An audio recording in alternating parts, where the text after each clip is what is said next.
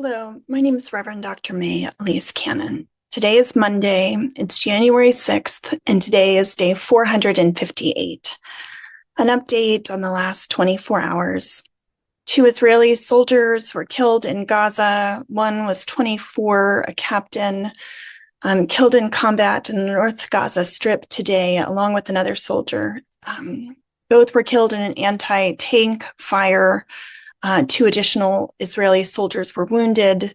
The death toll in Gaza, as of the most recent numbers, is 45,854 Palestinians killed. And those wounded is at 109,139 in the Gaza Strip since October 7th of 2023, according to the Health Ministry. Most experts believe those numbers are vastly underestimating the numbers killed. The World Food Program has vowed to continue its work in Gaza despite yesterday's horrifying incident where a convoy of 8 staff from the World Food Program were in 3 armored vehicles. They were shot at directly by Israeli forces approximately 150 meters from Wadi Gaza, a checkpoint. The UN World Food Program said today that it will continue to try to bring life-saving aid to the populations facing extreme hunger and at risk of famine. This is a day after they have claimed Israeli forces opened fire on their convoy in Gaza. In the West Bank, there was an attack where 3 Israelis were killed on a West Bank bus. The Israeli Defense Forces were pursuing Palestinian shooters. The security forces blocked a road in Nablus surrounding the villages. 3 of the victims of the attack were Israelis who were killed.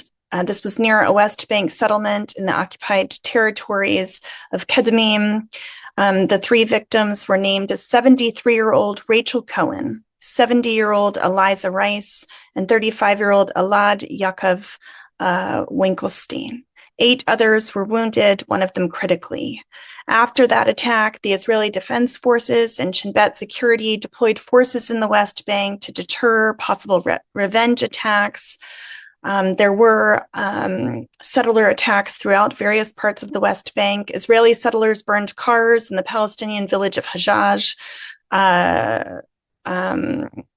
near the location of the West Bank shooting attack on the bus. There were other settlers in the occupied West Bank where there were attacks. There was confiscation of some land in the occupied territories as well. Settlers in the occupied West Bank also stated that they're hopeful that the Trump administration will back their desire to annex parts, if not all, of the territory. In terms of ceasefire negotiations, Reuters announced yesterday that Hamas approved Israel's list of 34 hostages to be released in a potential Gaza ceasefire deal. This would be part 1 of a staged hostage negotiation. A Hamas official reiterated that any deal would be contingent upon an agreement of Israel's withdrawal from Gaza and a permanent ceasefire. Families of hostages have refused to get their hopes up after so many deals have fallen through. That was reported in an Israeli media report. Families of hostages also attacked Netanyahu for promoting a partial hostage deal that would see the release of only some of the hostages that are currently held in the Gaza Strip. Trump has said he is the best friend that Israel ever had, and he has repeated warnings of all hell will be paid if hostages are not released before he takes office, which is scheduled to happen on January 20th. In Israel, there were 2 arrests of dozens of protesters in support of hostages outside of the home of a Likud Knesset speaker. Protests began on Saturday and have continued throughout the weekend into today. And yesterday, on Sunday, January 5th, the Times of Israel reported that an Israeli officer warned about the plans of the Hamas attack in August of 2023. And those plans were actually kept from the top Israeli Defense Forces leaders. That plan was called the Jericho Walls. It was a military intelligence document. It was codenamed Jericho Walls. It was a 40-page document. It was originally detailed in the New York Times in November 2023. According to the reports, that plan laid out almost exactly what Hamas eventually ended up carrying out on October 7th. Those plans were not seen by the IDF Chief of Staff, Lieutenant General Halevi, before the October 7th attack. It was not also seen by Prime Minister Netanyahu and then Defense Minister Gallant, nor was it seen by the Knesset Foreign Affairs or Defense Committees. Israeli intelligence officers who did see the plan reportedly determined that the terrorist group Hamas was incapable of carrying out the assault of such a large scale, or that they were going to be unwilling to carry out the attack, and thus they dismissed concerns about it. Up until now, the Israeli government has refused to appoint a state commission of inquiry and has opposed probes that could include looking at political failures surrounding the devastating surprise attack on October 7th, 2023. And thus far, there's not been, as of yet, a state commission of inquiry. In Syria, the Israeli military conducted raids upon Syria in recent weeks. They were said that it was intended to strengthen the defense of Israeli citizens. And according to CNN, Syria's new government under Hayat Tahrir al-Sham is facing backlash after announcing changes to the school curriculum, including introducing what some critics say is an Islamic slant to teaching. The changes published in a list of amendments on the Education Ministry's Facebook page includes changes that talk about the path of goodness or the Islamic path. Those who are viewed as, some groups are viewed as damned or going astray, and mention perhaps Jews and Christians. Some of the teachings pertain to ultra-conservative interpretations in Islam's holy book, the Quran.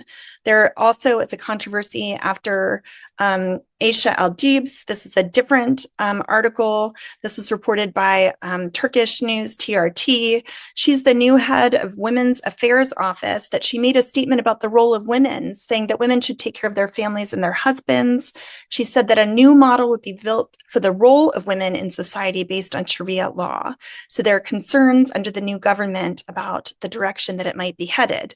Whereas meanwhile, the U.S. issued sanctions relief on Syria, as the U.S. Treasury today said that they will support responsible governance in the country. The end of Bashar al-Assad's brutal and repressive rule, backed by Russia and Iran, provides a unique opportunity for Syria and its people to rebuild, the U.S. Deputy Secretary of Treasury stated. In Yemen, the Houthis claimed on Monday today to have carried out an attack against occupied Jaffa and Israel and the USS Truman with 2 winged missiles and 4 drones, whereas meanwhile, no drone or rocket sirens were activated in Jaffa since December 30th, while Ashkelon's last drone siren occurred on December 25th. The Yemen's mediator arrived in Yemen's capital of Sana'a in a bid to subdue heightened tensions related to the Houthis and escalations with Israel and U.S. strikes in past weeks, according to a spokesperson. And in Lebanon, the U.S. envoy Amos Hochstein has said that the IDF will continue to withdraw from Lebanon after some members of the Israeli army began leaving Naqoura in South Lebanon in recent days. The Israeli leaders have been saying they will not evacuate out of Lebanon after the ceasefire deal has finished. Lebanese army troops, accompanied by UN peacekeepers, entered Naqoura today after the Israeli troops withdrew. In the United States, Axios reported in the past few days on January 3rd that the Biden administration notified Congress of an $8 billion arms sale to Israel, that the State Department notified Congress of this informally. Israel would receive munitions for fighter jets and attack helicopters, as well as artillery shells. This, of course, would have to be approved by Congress. This was based on Israel's handling of the war effort, even though some Democrats pushed the administration to condition arms sales and also to respond to the humanitarian situation in Gaza. Biden declined to condition sales. These weapons are a long-term agreement that could take 1 or more years to deliver to Israel. The arms sale would need the approval of both the House and the Senate Foreign Relations Committee. The deal would include air-to-air missiles for fighter jets against airborne threats, including drones. The sale would include 155-millimeter artillery shells. It would include missiles for attack helicopters. It would include small-diameter bombs, also dumb bombs for precision munitions, and 500-pound warheads and bomb fuses. One source reported quoting the State Department telling Congress the deal is aimed at supporting Israel's long-term security by resupplying stocks of critical munitions and air defense capabilities. The U.S. Assistant Secretary of State for Consular Affairs, Rena Bitter, is visiting Jerusalem and Tel Aviv this week, specifically related to meet with U.S. Embassy staff and U.S. citizens in Israel and the West Bank, and to discuss with Israeli officials continued cooperation efforts, as well as the need to complete investigations about the recent killings of U.S. citizens in the West Bank, according to the State Department. Trump's incoming national security advisor, Mike Waltz, has said that their problems in the Middle East, by and large, originate from Tehran, not from Tel Aviv. He also said that terror organizations are infiltrating the United States and that the government will look at mosques, individuals, and universities once the Trump administration comes into office. He said they didn't get the memo that the Biden administration decided the war on terror was over, insinuating that a crackdown on pro-Palestinian movements in the United States will be incoming. He specifically flagged people, quote, here on a student visa with the privilege to study in our universities. You don't get to protest and radicalize. You are going to be going back home real fast, end quote. He said that in a recent interview. So that's the update of the news as this week begins. Please remember in your thoughts and prayers and advocacy as we call for a comprehensive and permanent ceasefire related to Gaza, the ongoing bombing there, those who continue to be held hostage, the several hundred Christians that remain in Gaza, the 2 million people there in the enclave, the hostages who are continued held there, the Palestinian prisoners, thousands of whom are held in Israeli prisons without charges brought against them and without trial. Continue in your advocacy and in our efforts as we call and pray and work towards a comprehensive and permanent ceasefire and towards peace. In the name of Christ, amen.